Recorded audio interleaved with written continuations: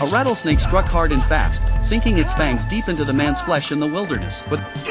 Shit! Fuck!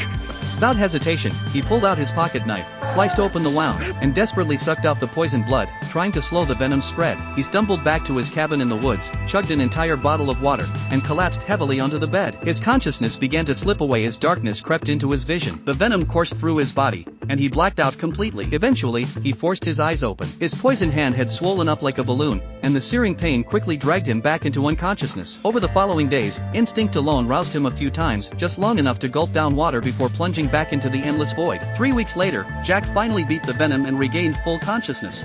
But he had no idea the world outside had been turned upside down. His truck sat covered in a thick layer of dust, clearly untouched for weeks. Jack wiped the grime from the windshield and drove toward town. What greeted him was a scene straight out of hell. The sheriff's corpse lay rotting in the street, the stench of decay hanging heavy in the air. The once bustling streets were completely deserted, eerily silent like a graveyard. A wave of dread washed over him. He raced home like a madman. His mother lay in bed, her body already showing signs of decay. His father had collapsed in the bathroom, meeting the same fate. Jack broke down completely.